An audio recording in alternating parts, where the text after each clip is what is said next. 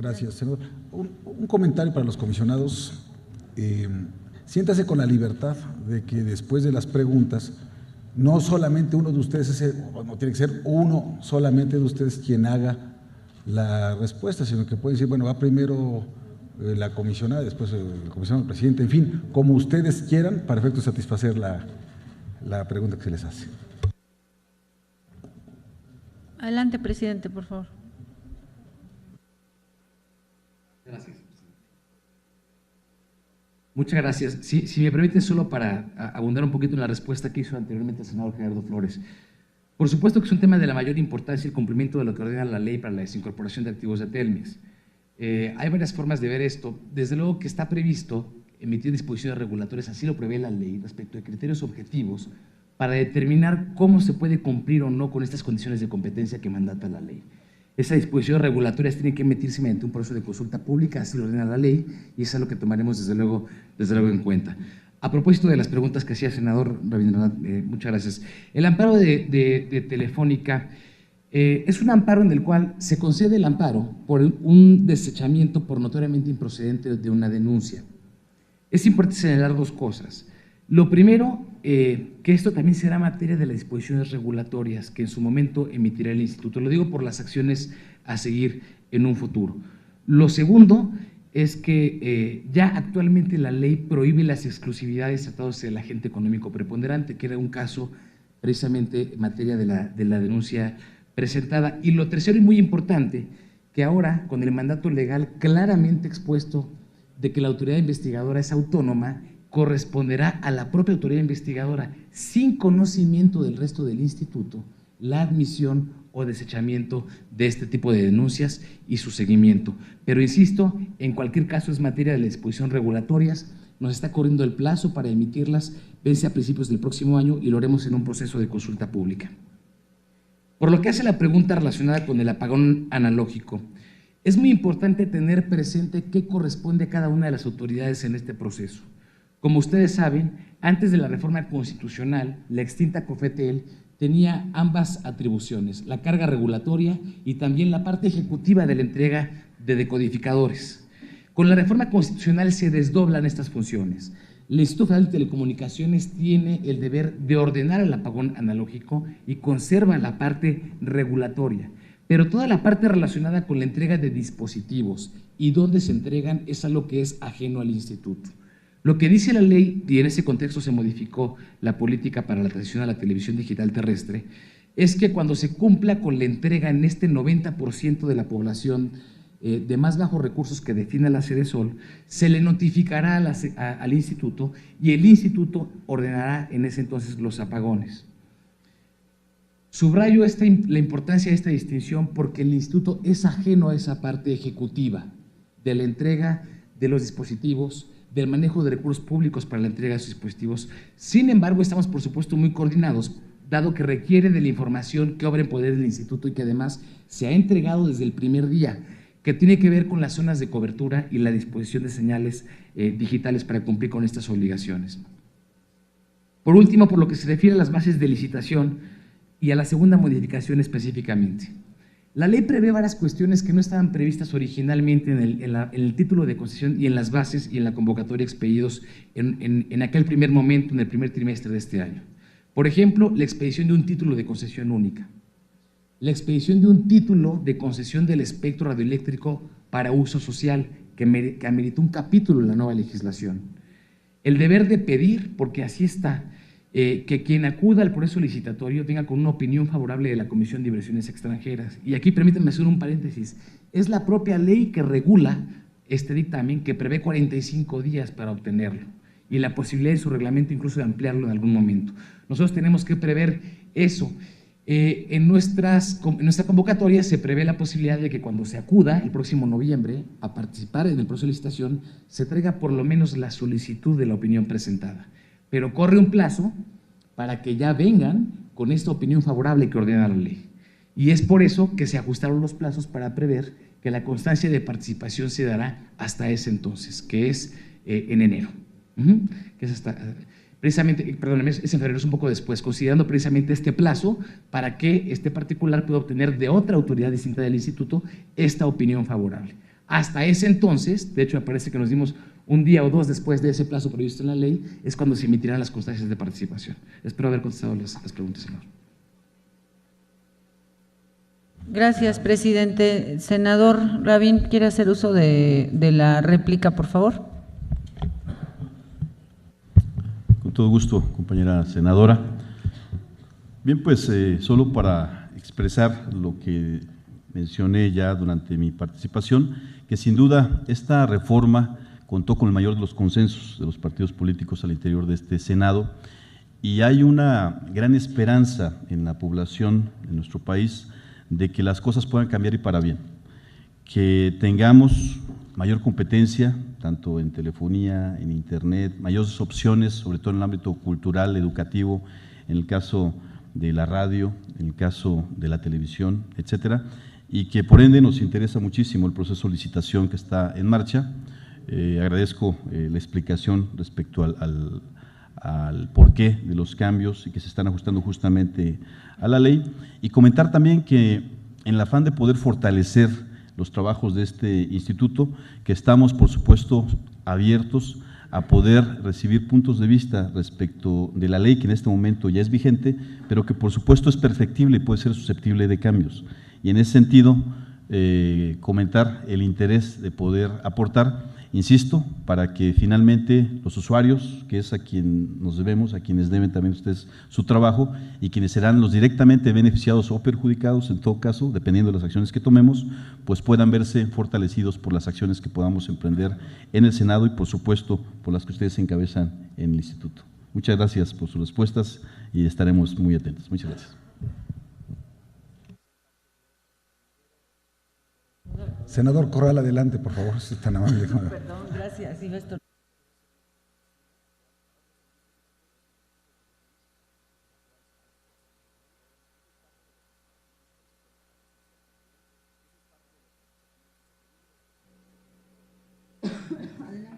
Gracias, presidenta, presidente. Bienvenidos, comisionados del Instituto Federal de Telecomunicaciones. La reforma constitucional en telecomunicaciones suscitó amplios consensos, no solo en el Senado, sino en el país. Aquí se votó por unanimidad y en el país se tuvieron grandes esperanzas en esa reforma de hondo calado, robusta en varios de sus principios, innovadora en varios de sus figuras.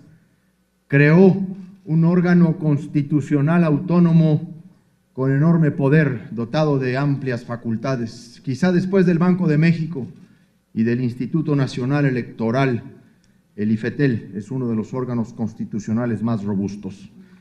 Pero la reforma de las telecomunicaciones en la legislación secundaria ya no encontró ese consenso, ni tampoco la integración del IFETEL. En este Senado, tanto la votación para la integración del Instituto Federal de Telecomunicaciones encontró discrepancias y la Ley Federal de Telecomunicaciones reglamentaria de la reforma constitucional ya no encontró el consenso. 37 senadores de la República votamos en contra, entre otras cosas, porque la legislación secundaria rebajó, redujo y negó facultades fundamentales al Instituto Federal de Telecomunicaciones. Y en ese marco es en el que se van a tener que realizar estos encuentros entre los comisionados del IFETEL y el Senado de la República, en el marco de un consenso que en lo constitucional hubo, pero que se perdió en lo secundario. Qué bueno que estamos ahora en este encuentro, pero qué lástima que acontezca hasta ahora, porque los estuvimos esperando en la discusión de la reforma de las telecomunicaciones. No queríamos conformarnos con un memorándum que nos enviaron. Queríamos que los 7 comisionados vinieran como lo pidieron Estavillo y Labardini, y qué lástima que no se produjo, porque se generó un signo ominoso de la falta de autonomía y de independencia frente a las instrucciones del Poder Ejecutivo. Más ominoso ha sido la negativa del Instituto Federal de Telecomunicaciones para interponer una controversia constitucional contra la legislación secundaria, incluso a propuesta, de nueva cuenta, de las 2 comisionadas mujeres, Estavillo y Labardini. ¿Cuáles fueron las razones por las que no quisieron presentar la controversia constitucional frente a la legislación secundaria? ¿Y cómo es que se acepta que se vote por teléfono en una decisión tan importante como lo tenemos documentado, lo ha admitido el propio comisionado don Adolfo Cueva Teja, votar por teléfono rumbo a una asamblea de la Cámara de la Industria de la Radio y la Televisión. Yo tengo en este marco varias preguntas para los comisionados. ¿Buscan todas ellas contribuir a comprometer, como lo dije cuando comparecieron como candidatos a ser ratificados, buscan comprometerlos ante la opinión pública, ante las instancias legislativas? Voy a irme puntualmente por los retos que plantea la legislación secundaria y la reforma constitucional. Empiezo por la televisión digital terrestre.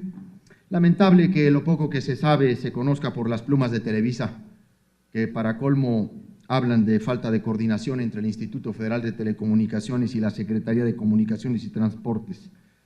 Más allá de que la Secretaría de Comunicaciones y Transportes esté despilfarrando el dinero, ¿cuál es la posición del IFETEL respecto de los avances? ¿Qué tan en riesgo está realmente la transición con relación a las fechas previstas? Porque en realidad de lo que se trata es de saber el nivel de avance.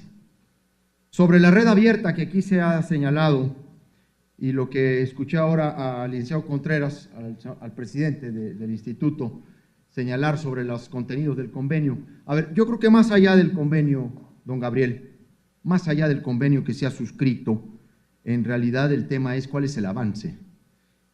¿Se va a cumplir con el plazo establecido por la Constitución? ¿Cuál es la posición del Instituto Federal de Telecomunicaciones respecto de los derechos establecidos por la Secretaría de Hacienda y Crédito Público en la Ley Federal de Derechos? Que ese es un tema fundamental de este caso.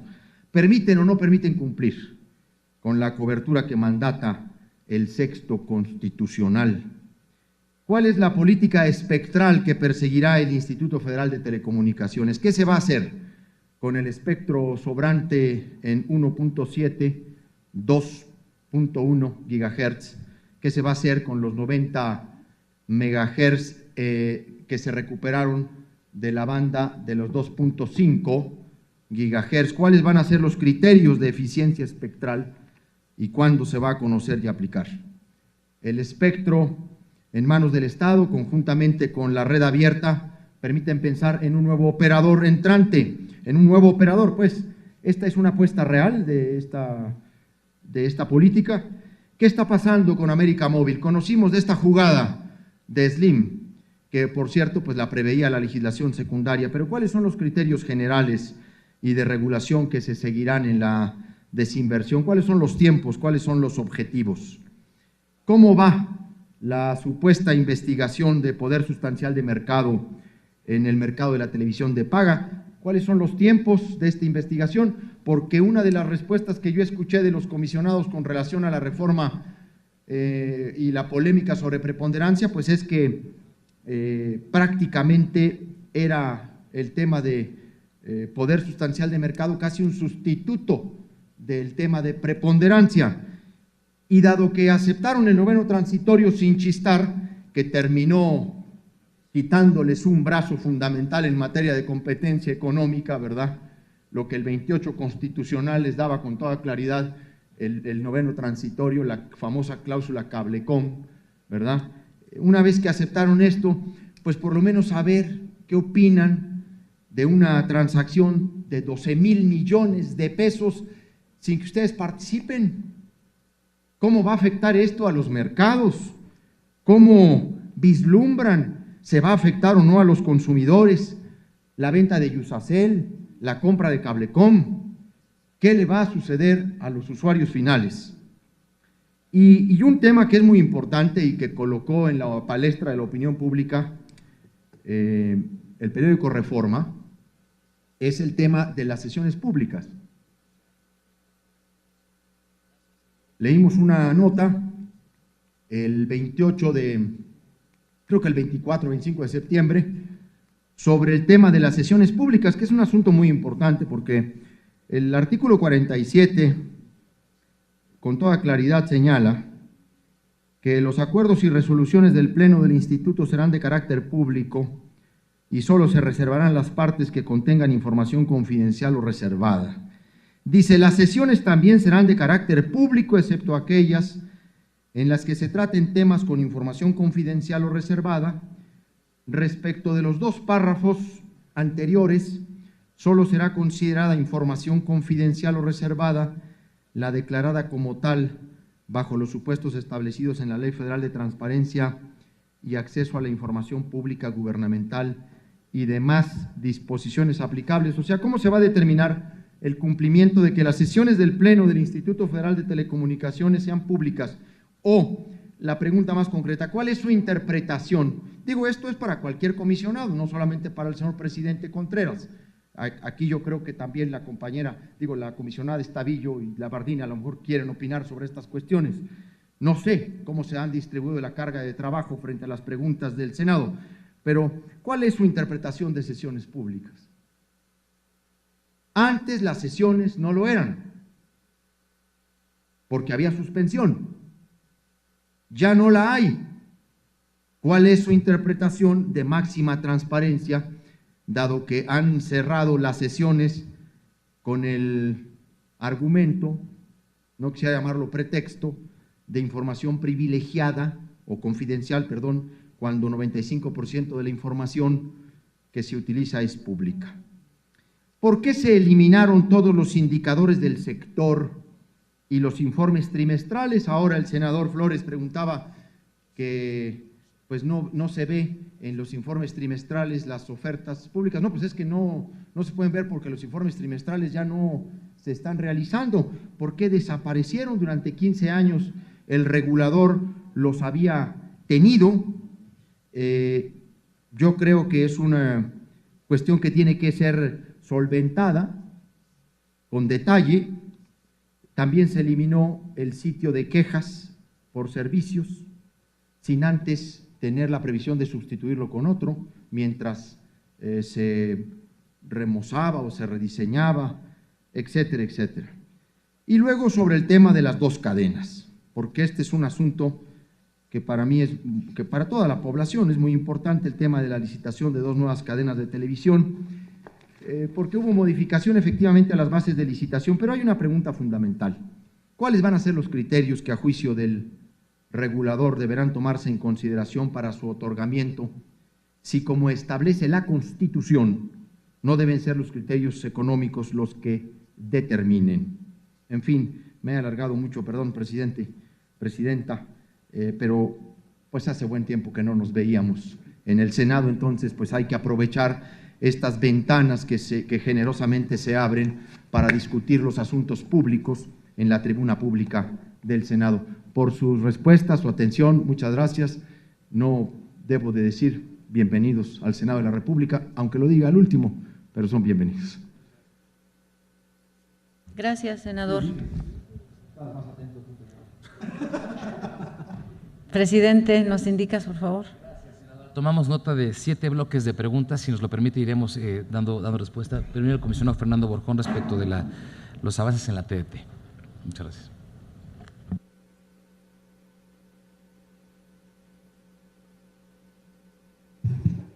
Buenas tardes. En efecto, en televisión digital terrestre, como comentaba el comisionado presidente, se han tenido avances por parte del Instituto en cuanto a la modificación de la política de televisión digital.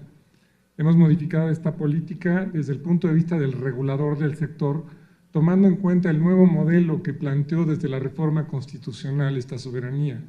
Este nuevo modelo donde el regulador se dedica únicamente a la parte relativa a la transmisión y, por supuesto, a salvaguardar el servicio público de radiodifusión conforme a lo establecido en los artículos 6º y 7º constitucionales. Y, por otra parte, el modelo donde el Ejecutivo Federal, a partir de la Secretaría de Comunicaciones, que como comentaba el senador Salazar, emitió el programa en el mes de mayo, se encarga de buscar incrementar la penetración mediante la entrega, en este caso, de televisores que también cuentan con la capacidad de recibir señales inalámbricas, no puertos de HDMI mediante dongles. No me meto mucho en cuestiones técnicas.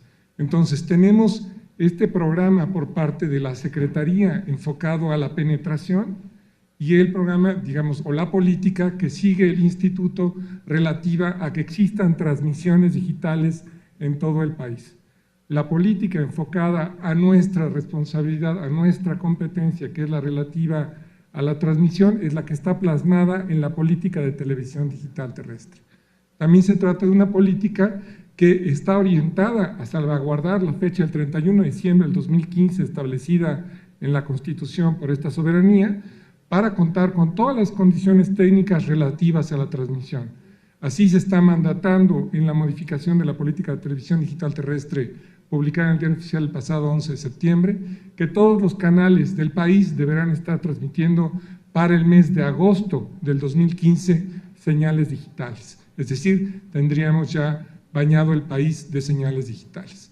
Gran reto es el de la penetración, gran reto es el programa que ejecuta la Secretaría y, como comentó el comisionado presidente, es un programa que nosotros conocemos, mas no participamos de él, es parte de su responsabilidad.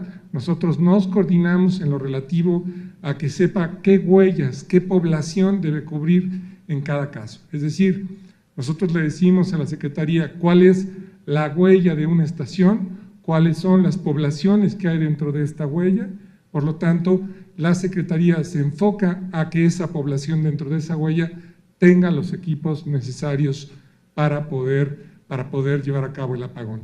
Una vez que la Secretaría, tomando en cuenta la población de escasos recursos definida por Sedesol, que es el criterio también que esta soberanía definió en el 19º transitorio, una vez que esto suceda, nos debe informar a nosotros que se ha alcanzado el 90% de penetración de la TDT en la población de escasos recursos que tiene Sedesol en estas huellas, en cada una de las huellas de televisión.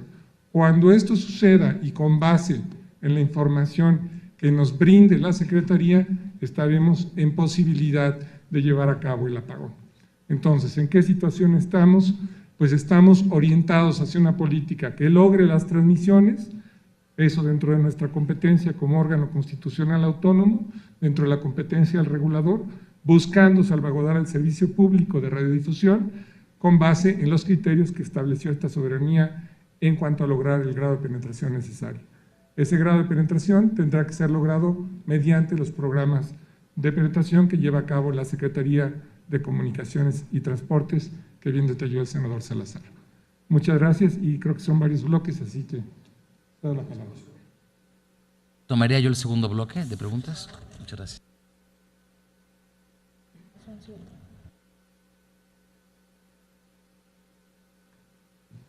Muchas gracias. El segundo bloque de preguntas tiene que ver con la red abierta. ¿Cuál es el avance que tenemos en este tema y si vamos a cumplir o no con lo que señala la Constitución? Ha habido un avance muy importante, hay que decirlo. Desde el diseño mismo de la Constitución, el Instituto, una vez integrado, ha iniciado una serie de trabajos muy relevantes que tienen que ver con la efectiva implementación de este mandato constitucional. Se trata de prácticamente la primer banda armonizada a nivel internacional para tecnologías de banda ancha móvil. Esto ha implicado por parte del Instituto mucho trabajo de análisis espectral. Y ahorita me voy a detener un poquito en esa parte ejecutiva que viene en unos meses más adelante. ¿Se va a cumplir? La respuesta es sí. Tenemos que tener presente algo. Es hasta hace más o menos un mes y medio que tenemos una regla vigente que nos indica al Instituto que la asignación del espectro será directa, en forma gratuita y para uso comercial. Desde luego que es una variable muy importante para determinar el modelo de negocio y la carga regulatoria. Aquí ambos factores inciden en forma cruzada. Una carga regulatoria excesiva puede impactar directamente en la viabilidad de la forma en la cual el proyecto se pone a disposición del mercado o no en su ejecución y viceversa. Una carga regulatoria, un guante excesivo, si me permite la expresión, a la hora de poner esto en el mercado puede impactar si se cumple o no con las condiciones de cobertura. De ahí que la coordinación es absolutamente necesaria.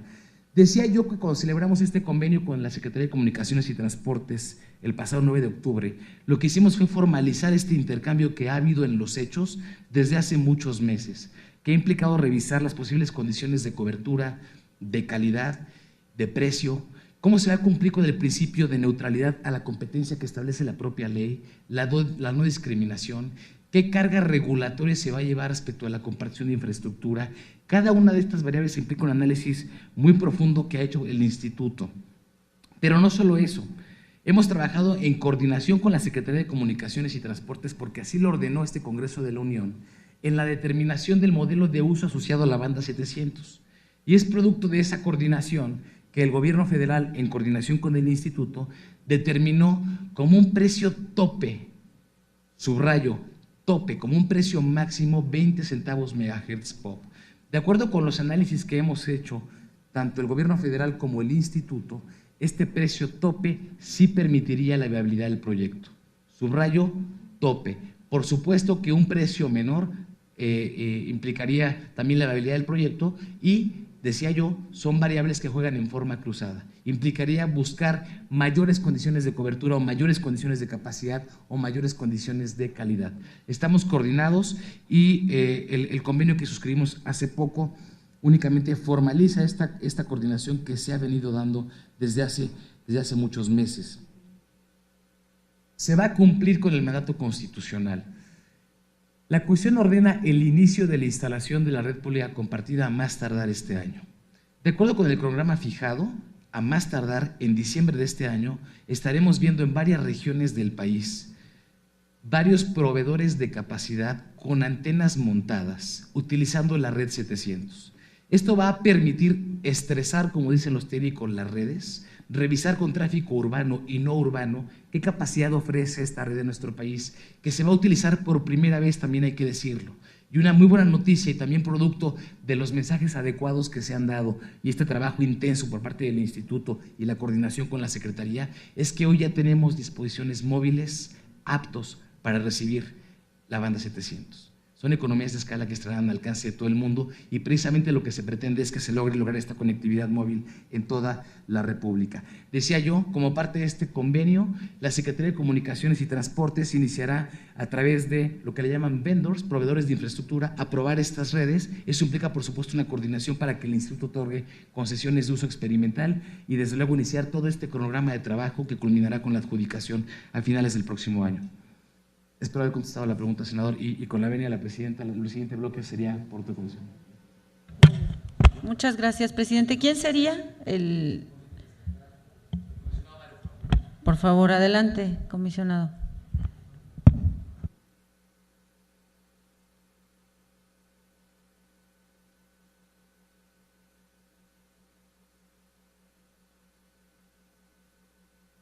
Buenas tardes, es un placer estar con todos ustedes el día de hoy. Senador Corral, muchas gracias por su pregunta, una pregunta sin duda muy importante para nosotros, tanto así que en el nuevo estatuto que está en vigor, el nuevo estatuto orgánico del Instituto Federal de Telecomunicaciones que está en vigor a partir del 26 de septiembre de este año, se creó una unidad específica para el espectro radioeléctrico, para la política espectral. Como usted sabe, el espectro radioeléctrico es un espectro finito, un recurso escaso, pero muy importante para dar servicios de telecomunicaciones y radiodifusión y para asegurar el derecho de todos los mexicanos a tener acceso a estos servicios, que es un mandato constitucional. Como ustedes saben, el artículo 17º transitorio, la fracción quinta del decreto de reforma constitucional en materia de telecomunicaciones, mandata al Ejecutivo Federal a incluir en el Sistema Nacional de Planeación Democrática un programa nacional de espectro que de manera enunciativa y no limitativa incluya un programa de trabajo para garantizar el uso óptimo de las bandas de 700 MHz y 2.0 GHz bajo principios de acceso universal, no discriminatorio, compartido y continuo. Y también un programa de trabajo para reorganizar el espectro radioeléctrico a estaciones de radio y televisión. Asimismo, indica que el Instituto Federal de Telecomunicaciones se tiene que coordinar con el Ejecutivo Federal y coadyuvar a este fin. En este sentido, el Instituto ha trabajado con la Dirección General de Política de la Secretaría de Comunicaciones y Transportes, de Política de Telecomunicaciones, durante el presente año en la elaboración de un proyecto del Programa Nacional de Espectro. Hay que decirlo, hay bandas de frecuencia del espectro radioeléctrico que por su aplicación en muchos países tienen un poco mayor demanda de uso que otras bandas. Sin embargo, desde el punto de vista técnico, podríamos decir que cada banda tiene sus ventajas. Como usted sabe, las bandas abajo de 1 GHz, lo que permiten una gran movilidad, dar servicios a usuarios en movimiento, algunos de ellos arriba inclusive de los 300 kilómetros por hora, como en el caso de los servicios en trenes rápidos. Hay otro que se prefiere, aunque la distancia sea menor, mayor cantidad de información, o sea, mayor capacidad. Es el caso de las bandas que están arriba de los 5 GHz. Un ejemplo de estos son bandas, por ejemplo, que están en los 70 GHz, que permiten mandar gran cantidad de información, aunque el enlace sea relativamente corto, digamos menos de 1 kilómetro. Como usted bien lo señala, una de las bandas más mencionadas en México es la banda 1.7 GHz, que está pareada con la 2.5 en un esquema que le llamamos duplexaje por división de frecuencia, y que gracias a la licitación 21 ya se asignaron 60 MHz. Sin embargo, existen 60 MHz que se tiene que tomar una decisión de cómo se va a asignar este espectro.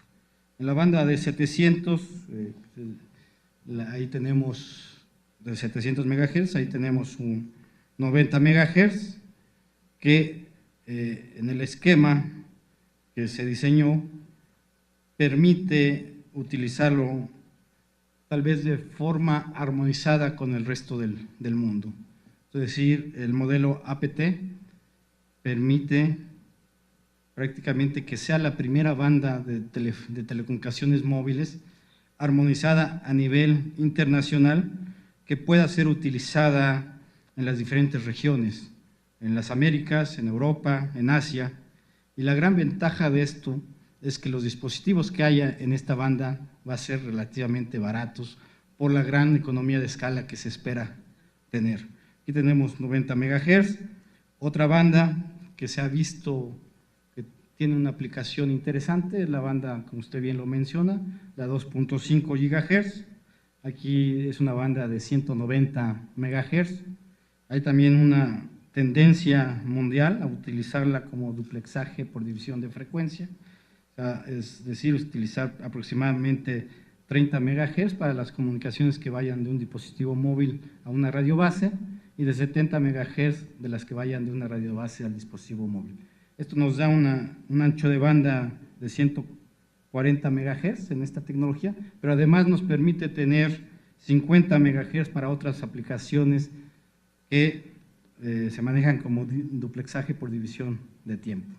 O sea, las aplicaciones son diferentes, pero hay sistemas a nivel internacional, tecnologías que permiten hacer un uso eficiente de esta banda.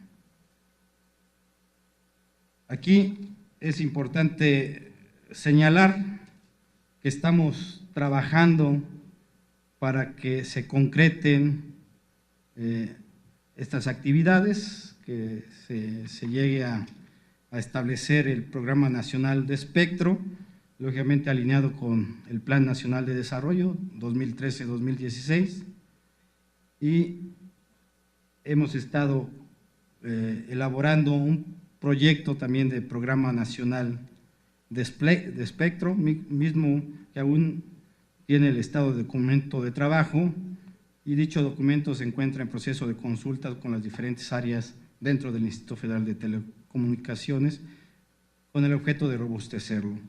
Cabe señalar que en términos del artículo 59 de la Ley Federal de Telecomunicaciones y Radiodifusión, el IFT debe publicar a más tardar el 31 de diciembre del presente año el programa de bandas de frecuencias que será objeto de licitación y asignación, que deberá derivar del Programa Nacional de Espectro. En tal virtud se prevé que este programa nacional de espectro se ha emitido en noviembre de este año y se ha incluido en el Sistema Nacional de Planeación Democrática.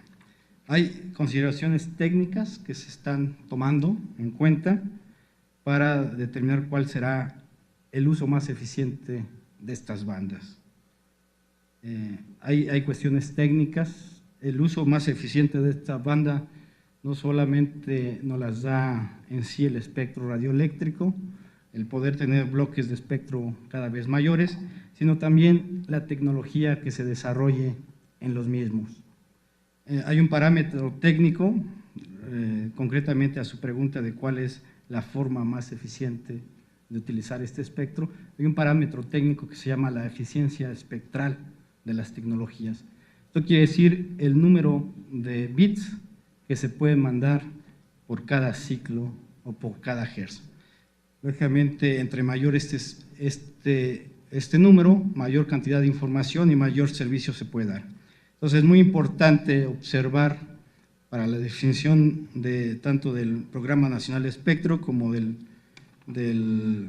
plan del programa de bandas de frecuencias que serán objetos de licitación, la evolución tecnológica que tienen estas bandas y que ahora permite dar diversos servicios de telecomunicación, y todo eso se está analizando por las áreas técnicas del instituto. Algo que también se está realizando es la actualización del Cuadro Nacional de Atribución de Frecuencias. Como usted sabe, el organismo dependiente de las Naciones Unidas encargado de estos temas, la Unión Internacional de Telecomunicaciones, prácticamente realiza lo que es la Conferencia Mundial de Radiocomunicaciones cada 4 años, y aquí se define cuáles las modificaciones que se hacen a uno de los 4 instrumentos vinculantes de esta unión, que es el Reglamento de Radiocomunicaciones. Y este Reglamento de Radiocomunicaciones prácticamente plasma cuál es el mejor uso para qué tipo de servicios se va a utilizar el espectro radioeléctrico, sobre todo para tener una armonización a nivel internacional. La anterior Conferencia Mundial de Radiocomunicaciones se llevó a efecto en 2012 y como resultado de esta conferencia se tiene el Reglamento de Radiocomunicaciones 2012. Y lo que se va a hacer es, con base a lo que está ahí definido en el Reglamento de Radiocomunicaciones de la OIT, se va a actualizar nuestro Cuadro Nacional de Atribución de Frecuencias, que es la disposición administrativa que indica el servicio o servicios de radiocomunicaciones a los que se encuentra atribuida una determinada banda de frecuencias del espectro radioeléctrico. Asimismo, mediante las notas nacionales de este cuadro nacional de atribución de frecuencia, se proporciona información adicional sobre el actual uso y o la planificación de los servicios, segmentos del espectro en nuestro país. En conclusión, señor senador, el instituto está haciendo todo un trabajo precisamente para asegurar el uso más eficiente del espectro radioeléctrico, que como sabemos es un espectro finito y que en muchos países está siendo utilizado para asegurar el acceso de la población en general a los servicios de telecomunicaciones y radiodifusión, sobre todo en las zonas más marginadas. Espero con esto haber contestado su pregunta. Muchas gracias al comisionado Fromo. Vamos a escuchar una intervención que nos está solicitando el senador Lozano. Gracias, senadora presidenta. Miren, el formato que acordamos establece que por cada pregunta tiene los comisionados hasta 4 minutos para responder dicha pregunta. Nosotros flexibilizamos este acuerdo, este formato, a efecto de que más de uno de ustedes pudiera intervenir, pero pues en el entendido de que razonablemente estaríamos dentro de estos rangos de pregunta-respuesta. Les ruego que, por favor, seamos más puntuales en las respuestas, sobre todo si varios de ustedes, aquí nos dijeron que van a ser 7, ¿no? intervenciones para dar respuesta a las preguntas del senador Corral y todavía en la réplica del senador Corral. Entonces vamos a pedirles por favor que sean muy precisos, mucho más breves en sus intervenciones para que podamos desahogar el resto de la comparecencia. Gracias. Muchas gracias al senador Lozano. Vamos a escuchar ahora, vamos a continuar, con las intervenciones en las comparecencias de los comisionados. Muchas gracias, presidenta. Solo señalar que atenderemos, por supuesto, el formato que se acuerde por estas comisiones. Habiendo 7 preguntas, la idea fue justo dar respuesta puntual a todas. Lo haremos de forma concisa y con su venia, presidenta y presidente, la comisionada Labardini contestará el siguiente bloque de preguntas. Por favor, comisionada.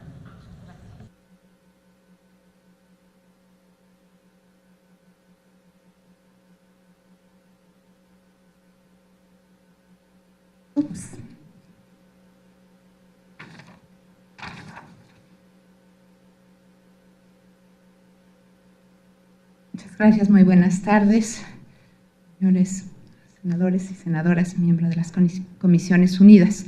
Si me permiten, daré respuesta a los temas importantísimos planteados por el senador Corral en lo relativo a sesiones públicas y aspectos de transparencia, eliminación de indicadores del sector telecomunicaciones, razones y planes en cuanto al sitio de quejas y demás información relevante para los usuarios, y la cuestión relativa a los informes trimestrales que tiene obligación el Pleno del Instituto de presentar a esta soberanía y al Poder Ejecutivo. Lo haré en orden inversa, dejando al último la cuestión más amplia de las sesiones públicas. Informes trimestrales hemos preparado, aprobado y presentado puntualmente por los canales institucionales, tanto al Senado de la República como al titular del Ejecutivo. Por lo que respecta al año 2013, pues tomando en cuenta que se integró el Instituto el día 10 de septiembre, presentamos un informe trimestral y un informe anual que abarcaba un poquito más de un trimestre, y por lo que respecta a lo que va del año, hemos presentado el día de mañana, de hecho, en una sesión de pleno, discutiremos el segundo informe trimestral del año 2014, así que se ha presentado puntualmente. El tercero. En cuanto al sitio de quejas, y si quisiera hacer, y lo comentaré en un contexto que es más amplio. La información al usuario, el empoderamiento al usuario, la atención y canalización dentro de nuestro ámbito de competencia de las quejas en contra de proveedores de servicios tiene una importancia fundamental. Si bien hay instituciones como la Profeco encargado de ciertos aspectos de protección al consumidor, hay otros bien claros en la ley que nos obligan a dar la información. Si bien el sitio o micrositio Micofetel fue un avance importante, detectamos serias divergencias y confusión porque sumaba quejas presentadas a la COFETEL y en un inicio nuestro al instituto con quejas presentadas a la Profeco, que no deben sumarse ni confundirse porque las quejas presentadas a Profeco resultan en un procedimiento de conciliación entre un consumidor y su proveedor. Y nosotros no podemos conciliar quejas de reembolsos, de devolución, de incumplimiento de contratos. Tengo un cuadro, con gusto podríamos, eso sí, publicar, de quejas recibidas ante el instituto, que son más de 7.991 quejas, de las cuales más de 6.000 en realidad compete a Profeco conocer de ellas, porque se trata de procedimientos específicos de conciliación. Por ello estamos replanteando todo el portal del instituto y todo este micrositio de atención a usuarios. Y no solo eso, en nuestro reciente estatuto orgánico, que entró en vigor apenas el 26 de septiembre, hemos creado una nueva estructura llamada la Coordinación General de Política a Usuarios, con facultades expresas para transparentar y brindar más información y educación al usuario, para ver estas quejas, cómo las podemos leer y canalizar internamente y, en su caso, transferirlas a la Profeco. Hemos celebrado un convenio institucional con Profeco también para que de veras podamos tener respuestas rápidas y eficientes al usuario. Estamos diseñando toda una estrategia dentro de esta coordinación de política de usuario para darle herramientas del tipo de las que recomiendan a nivel internacional la OCDE, la OIT, y incluir también herramientas muy interesantes que han adoptado países como Colombia, Perú y otros, de medición, de reporte, de calidad, que es otro tema que tenemos a nuestro cargo y que estamos trabajando con una nueva estructura y una visión más moderna. En cuanto a los indicadores, un tema importantísimo, tener indicadores fidedignos, oportunos del sector. Hay nuevos indicadores a nivel global, hay nuevas formas de medir una serie de, pues no solo penetración, conectividad, sino también uso de las tecnologías. En fin, hay nuevos indicadores que se están analizando incluso a nivel global y hay la voluntad de trabajar muy de cerca con el INEGI, para lo cual también hemos firmado un convenio institucional para mejorar estos indicadores y publicarlos periódicamente. Por último, y muy importante, senador Corral, el tema de transparencia, un tema del que hablamos en este mismo recinto hace poco más de un año. Los acuerdos, las sesiones y resoluciones del instituto serán de carácter público, con las excepciones que determine la ley, dice el 28 constitucional en su fracción sexta, párrafo 20. Para dar este cumplimiento a este mandato constitucional, desde la integración del instituto, y aún estando todavía pendiente la ley secundaria, el Pleno implementó un estándar de publicidad de sus sesiones, resoluciones y acuerdos, bajo el cual desde la primera sesión del Pleno celebrada en el 20 de septiembre del 2013, publicamos versiones estenográficas, actas de las sesiones de Pleno, el orden del día, las listas de asistencia, las resoluciones aprobadas y los acuerdos aprobados por el Pleno. Tenemos limitantes legales, así como tenemos la obligación de transparencia y publicidad, tenemos también la obligación de atender la Ley Federal de Transparencia en cuanto a información confidencial o reservada. Y por ello no ha sido fácil transparentar en vivo, en el momento de la sesión, dar ya sea acceso al público, que no fue lo que nos estableció la ley, ni una transmisión en vivo de las sesiones. ¿Por qué? Porque a diferencia de otros órganos autónomos, nosotros somos órgano regulador, autoridad de competencia, manejamos muchos datos confidenciales y muchos datos personales de las personas físicas que es durante una sesión de Pleno. Por ello es que tenemos que incluso los audios, ya con la nueva ley de telecomunicaciones, estamos publicando los audios de las sesiones, pero cuidando que no incluyan datos personales u otra información confidencial. Yo entiendo que la Ley de Telecomunicaciones en su artículo 48 adoptó un estándar.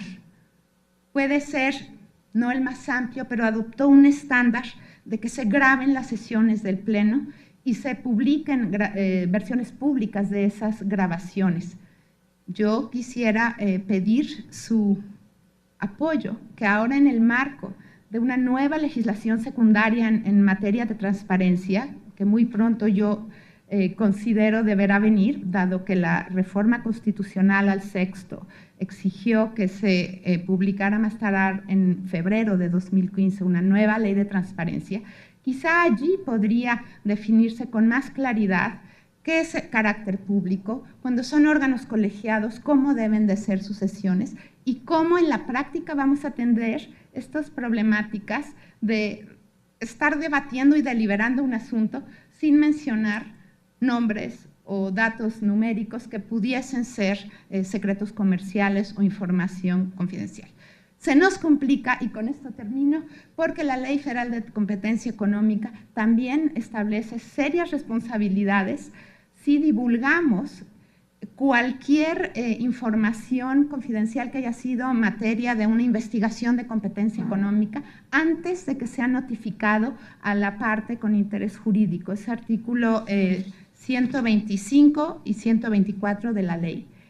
Y entonces, tanto en calidad de comisionada como de presidenta del Consejo de Transparencia, sí he visto una serie de contraposición de disposiciones que sería muy, muy bueno aclarar en la nueva ley, definir qué es un secreto comercial y poder elevar el estándar de publicidad y transparencia sin violar las obligaciones de mantener como reservada cierta información o confidencial, o hasta qué punto es permisible que los particulares, que son concesionarios o autorizados, invoquen la confidencialidad de la información. Es un tema, sin duda, que ha sido objeto de muchos debates.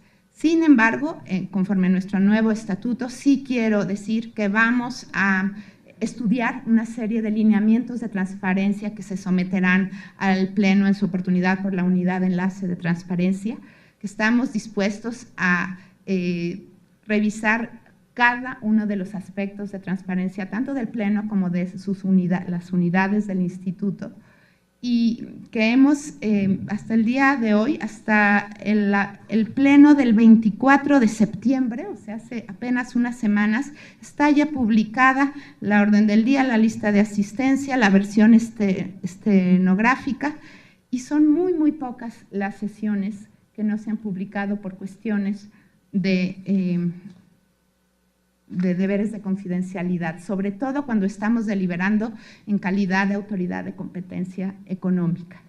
Un reto importante, combinar ambas leyes, un alto estándar de transparencia, pero un respeto también a la información reservada o confidencial. La nueva ley de transparencia nos podría ayudar mucho a esclarecer estos límites no tan claros. Muchas gracias. Muchas gracias, comisionada Labardini. Vamos a preguntar si vienen más intervenciones de parte de los comisionados para dar respuesta a la intervención del senador Corral. Gracias, presidenta. Es que transcurrido en exceso el tiempo que malamente se nos ha dado en el formato acordado, utilizaríamos el tiempo de nuestras siguientes exposiciones para dar respuesta a las que quedaron pendientes. Muy bien, muchas gracias. Pregunto al senador Corral si va a hacer uso de su derecho de réplica. Por supuesto que sí. Debo decir dos cosas. No necesariamente fui yo el que empezó el desorden, pero a lo mejor sí el que más se alargó en preguntar. Pero yo creo que esto nos enseña algo a todos. Este formato de comparecencias está absolutamente rebasado. Hay que admitir que si realmente se quiere un diálogo entre poderes, sobre todo para efectos de la rendición de cuentas y del necesario contrapeso y también colaboración y cooperación, como se decía, entre órganos constitucionales y el Congreso, pues es muy importante que cambiemos el formato y que realmente posibilitemos un intercambio en donde también haya la posibilidad de decirle al compareciente, a ver, un momentito, yo le quiero hacer una pregunta porque usted me está citando un documento de hace 2 años, ¿no? O sea, entonces, yo creo que hay que cambiar esto. Si realmente queremos avanzar en términos de lo que es la relación entre poderes y sobre todo entre órganos constitucionales autónomos, hay que cambiar este formato, porque yo hice muchas preguntas, yo reconozco, hice muchas, tienen muy poco tiempo, aunque bueno, ni tampoco, yo utilicé 10 minutos y ellos llevan 34,26, ¿no? Ahora, pero está bien, pero sin embargo en 34,26, pues no hubo algunas respuestas. Ahora, ¿qué voy a replicar? Pues con todo respeto, esta magnificación del tema de la información confidencial. Es una magnificación escuchar aquí que están impedidos en una camisa de fuerza por los enormes asuntos que ven de competencia, o los asuntos de confidencialidad en los expedientes que revisan, cuando realmente más del 90%, yo dije el 95% de la información que manejan es pública, pero además cuando con toda anticipación el órgano regulador puede detectar cuáles son los asuntos en donde se tratarán asuntos confidenciales en términos de números o de plan de negocios, etcétera, o investigaciones de competencia que se pueden separar. Digo, una cosa son mecanismos de publicidad como las versiones estenográficas y otra cosa muy distinta son sesiones públicas. Y sesiones públicas son sesiones abiertas, que se publique la versión estenográfica, que se envíen las actas, que se envíe el audio, en fin, eso es correcto, pero yo creo que se están, lo digo con todo respeto, se están enredando en un tema del que se espera mucho de este órgano regulador, porque yo sostengo que la afirmación de la autonomía del IFETEL, ya muy mermada, tiene en la transparencia un instrumento, una oportunidad, porque en la medida en que el órgano transparente sus asuntos, pues también resiste presiones y también al orear sus discusiones, sus conceptos, sus valoraciones, permite el seguimiento. Ahora, el tema, también quiero replicar este asunto del índice de telecomunicaciones, porque efectivamente, pues no se publican hace meses con este argumento de que se va a sacar uno nuevo, porque hay pues nuevos indicadores globales. Yo quiero replicar esta parte porque la mejor práctica internacional no es desaparecer indicadores, sino presentar al menos un periodo ambos indicadores. Lo peor es no presentar ninguno. Lo que se presta a pensar, yo no quiero decirlo así, pero así está en términos de la opinión pública, pues que se maquillan los indicadores. Por primera vez en 15 años, el sector no cuenta, en este momento me refiero, pues con indicadores que son fundamentales. Ahora, el tema de la unidad de quejas, ¿no? Este sitio de quejas no es solo un asunto de facultades, habría que decirlo con toda claridad, sino de que la anterior COFETEL, con este sitio de quejas, pues se había convertido en una piedra en el zapato de los operadores al publicar la calidad y la cantidad de quejas de sus servicios, y era una válvula muy importante de escape para los usuarios. Yo creo que no hay que desaparecer cosas sin el sustituto necesario. Creo que esto es fundamental. Así que bueno, yo sí quiero señalar estas preocupaciones. Hay otros temas que yo he planteado. También en el Congreso se puede empezar a practicar una figura que son las preguntas parlamentarias. Estas están referidas fundamentalmente al presidente de la República, es una figura de la ley orgánica del Congreso, pero también se puede complementar, además ustedes son especialistas en el memorándum, se puede complementar con carta, por escrito, diciendo, a ver, sobre estos temas, no presentamos la controversia constitucional porque 5 de 7 no creemos que nos virla ningún tipo de facultad o competencia, o etcétera. Se admite el voto telefónico como una modalidad de expresión de la voluntad de un comisionado. Digo, hay cosas pues que tenemos que conocer la opinión pública de un órgano al que se le dotó de tantas facultades. Aquí termino porque ya no quiero volver pues a alargarme, pero cambiamos el formato, presidente, cambiamos el formato. A ellos no les sirve tampoco este formato, no les sirve, ni les sirve al Congreso, menos a la sociedad mexicana, ¿no? Muchas gracias.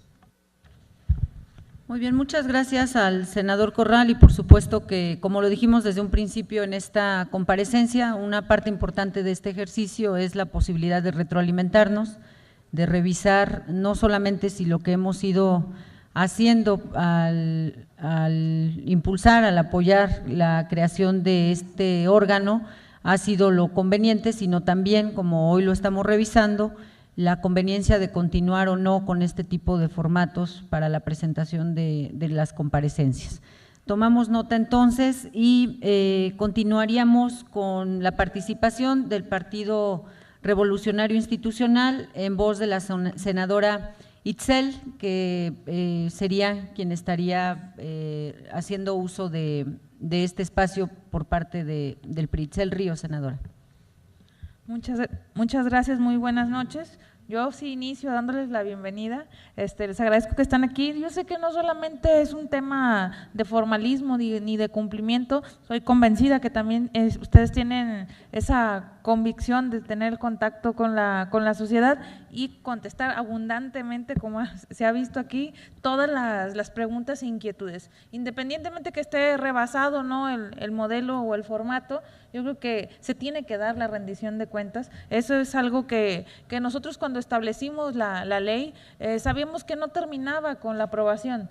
Había que estar siguiendo, había que con lupa decirle a la población que no nos equivocamos, que en ese escrutinio de decir los candidatos, había quienes decían que posiblemente tendríamos que elegir a seres supremos porque los requisitos estaban bastante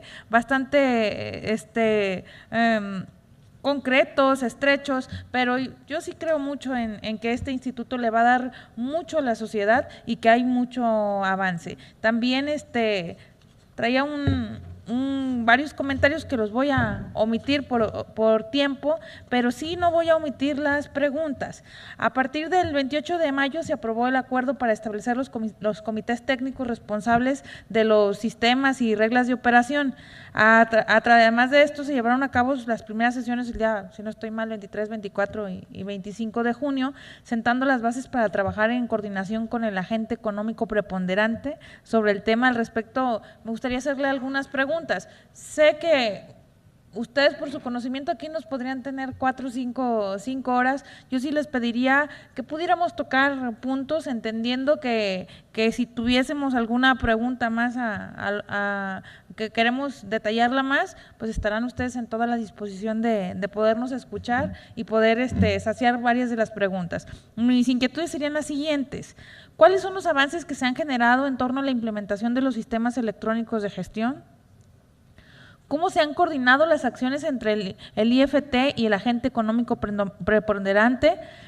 ¿Cuándo se prevé que los sistemas electrónicos de gestión puedan estar funcionando, tengan un funcionamiento pleno, y cuáles son las etapas programadas para que esto ocurra? Eso es por una parte. En otro apartado, sí quisiera yo también poder conocer sobre la desincorporación de activos de American Móvil. Ya nuestro amigo el senador Gerardo comentó algo al respecto, y sin duda sí es algo que todos tenemos esa inquietud. La consolidación de este proceso habría de modificar la situación del agente económico preponderante de dicha empresa, con las implicaciones de destacar las obligaciones derivadas del estatus en el mercado. Al día de hoy se realizan las acciones pertinentes derivadas de la declaración mencionada y se trabaja en temas específicos del agente económico preponderante. Ante la posibilidad de que las condiciones cambien, la pregunta específica aquí sería: ¿cuáles son las previsiones que el IFT ha tomado? ¿Qué pasará con los avances que se logren en temas específicos como los sistemas electrónicos de gestión?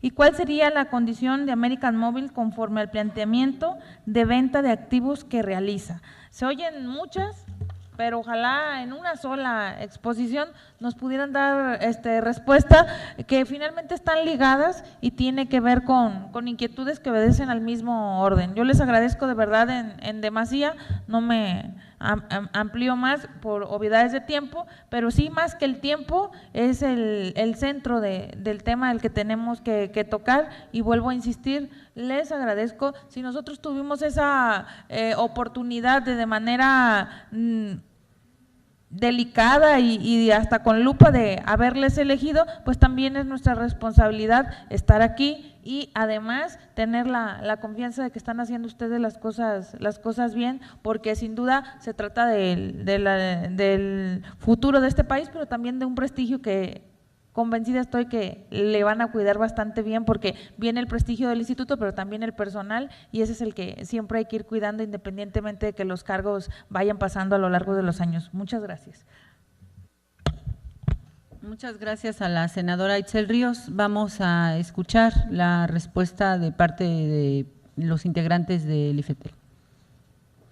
¿Quién de los integrantes más bien? Gracias, Presidenta. Con su venia contestaría la pregunta de la comisionada María Elena Estavillo. Muy bien. Adelante, comisionada.